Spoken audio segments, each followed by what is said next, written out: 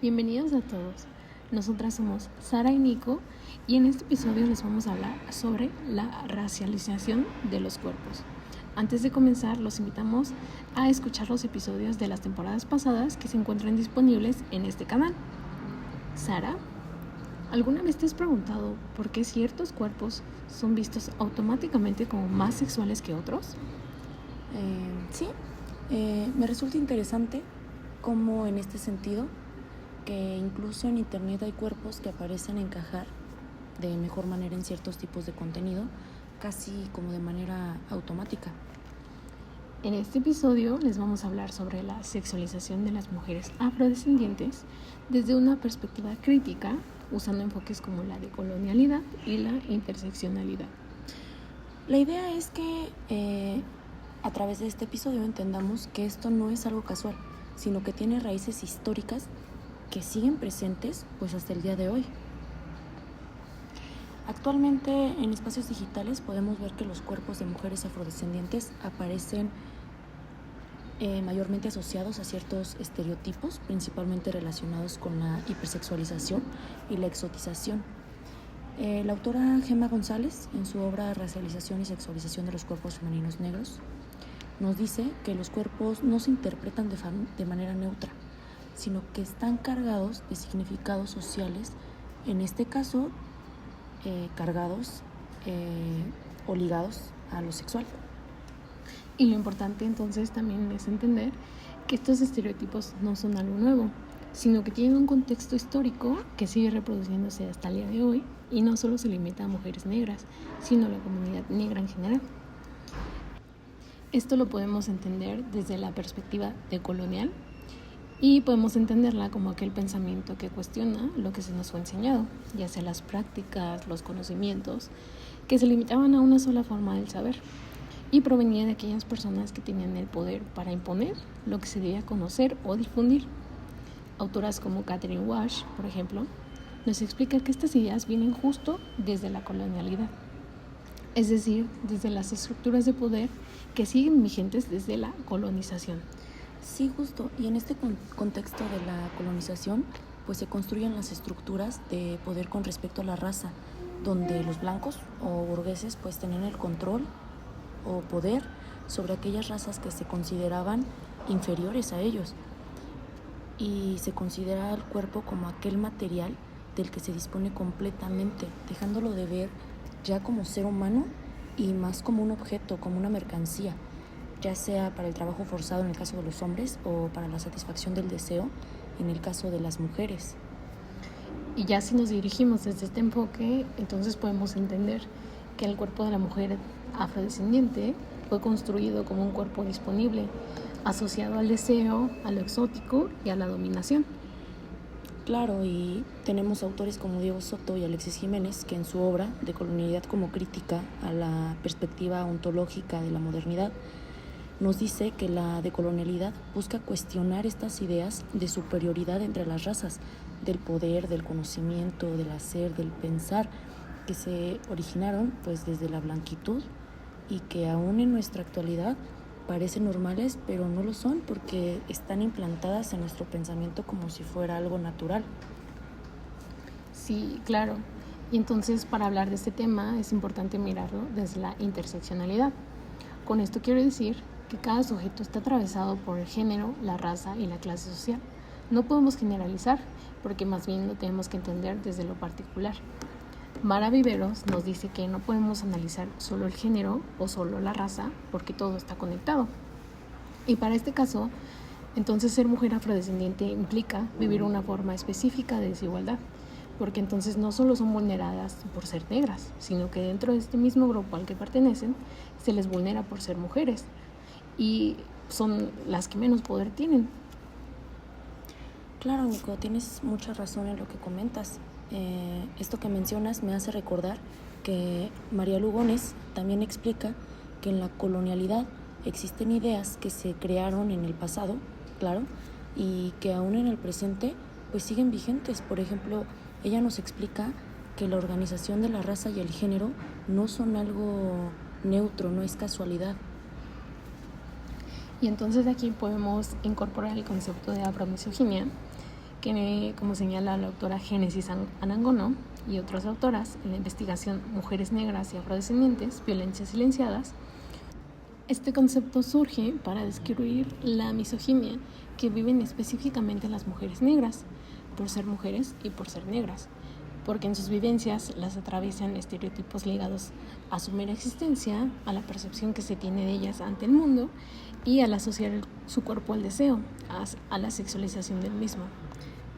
Sí, justo. Entonces, digo, ¿no? Si hablamos de sexualización de la raza, no hablamos solo de sexualidad, hablamos de cómo ciertos cuerpos son construidos como objetos de deseo y dominación, específicamente los cuerpos de las mujeres negras, y esto pues desde un contexto histórico. Y como nos plantea Gemma González en Racialización y Sexualización de los Cuerpos Femeninos Negros, esto está cargado de historia. Por otra parte, la autora Daniela Rodríguez, en Transformando la hipersexualización en poder, dice que se relaciona entonces la exotización y la dominación del cuerpo. Claro, aquí me parece muy interesante retomar la investigación de la autora Gemma González, en donde hace un estudio mujeres universitarias negras en España, y nos dice precisamente eso, ¿no?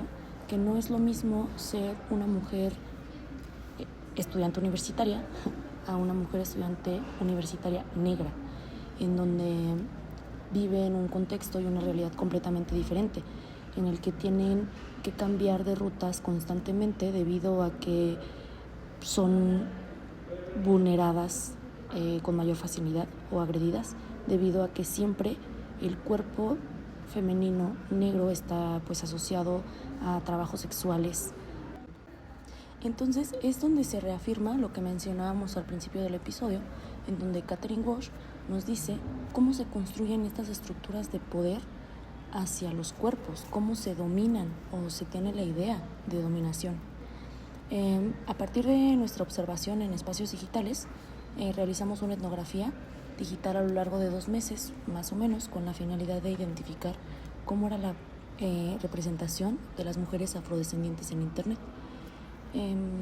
Para hacerlo revisamos distintos espacios digitales y plataformas como fue X, TikTok, Instagram y sitios web, otros incluso más académicos como blog especializados en feminismo negro, además de artículos e investigaciones sobre estudios decoloniales.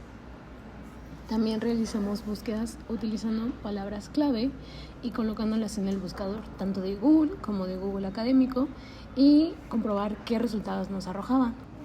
Las palabras que utilizamos fueron mujeres afrodescendientes, sexualización racializada, exotización y contenido hipersexualizado. Esto pues con la intención de ver qué nos arrojaban y cómo Internet lo presentaba ante nosotras. Algo que encontramos constantemente fue que el contenido relacionado a las mujeres negras pues siempre está asociado con el deseo sexual, con lo sensual, incluso con esta idea que se tiene de lo salvaje. Algo que encontramos y que nos resulta bastante perturbador es que si tú pones en el buscador Woman Black, te arroja a páginas para adultos. Entonces, pues cuando hablamos de patrones nos referimos justamente a esto, a las formas repetidas de la representación que se tiene acerca de los cuerpos negros, el mismo tipo de lenguaje, las mismas categorías que encasillan a las mujeres afrodescendientes, que se utilizan pues en un lenguaje meramente racializado. Esto pues para describir cuerpos, reforzando estos estereotipos que históricamente han reducido a las mujeres afrodescendientes únicamente a lo corporal o a lo sexual. Y además, algo que nos llamó la atención fue que gran parte de la literatura y las investigaciones que encontramos sobre la sexualización de las mujeres afrodescendientes provienen principalmente de España, Colombia y Brasil. Y para el caso de México, encontramos muy poca producción académica que aborde específicamente la sexualización racializada de las mujeres afrodescendientes en espacios digitales, lo cual pues también nos parece importante cuestionar. Nosotras, como una posible explicación, podría ser pues justamente la invisibilización histórica que se ha tenido de las poblaciones afrodescendientes en México. Muchas veces el racismo en nuestro contexto ni siquiera se reconoce abiertamente, entonces estas problemáticas terminan siendo poco estudiadas.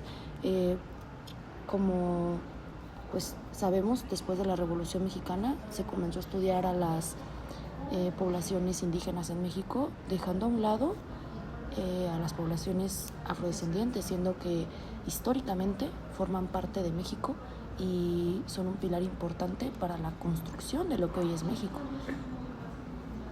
Para ir cerrando este episodio, entonces creemos que más allá de preguntarnos por qué existe este tipo de contenido en Internet, es importante también cuestionarnos por qué sigue siendo tan consumido y normalizado. Y cuando hablamos de este contenido nos referimos a publicaciones, categorías, imágenes, discursos digitales que siguen representando a las mujeres afrodescendientes desde la exotización, la hipersexualización y la asociación constante entre la racialización y el deseo sexual. Una de nuestras hipótesis es que estos estereotipos siguen teniendo tanta presencia porque provienen de ideas históricamente construidas que vienen desde la colonialidad, donde los cuerpos racializados fueron vistos como cuerpos disponibles, exóticos o destinados meramente al placer. Además, creemos que muchas veces estas representaciones pasan desapercibidas porque ya están normalizadas dentro de Internet, del entretenimiento e incluso del lenguaje cotidiano. Es importante también diferenciar el deseo de la sexualización, porque sentir deseo hacia una persona no es lo mismo que reducir su identidad únicamente a lo sexual debido a su raza o a ciertos estereotipos históricos. El problema es cómo ciertos cuerpos son constantemente construidos y consumidos desde imaginarios raciales que limitan la forma en la que son vistos socialmente. Y como análisis, pues desde la decolonialidad, entendemos que estas representaciones no son neutrales ni naturales, sino históricas. Y desde la interseccionalidad podemos ver cómo estas formas de representación afectan de manera específica a las mujeres afrodescendientes.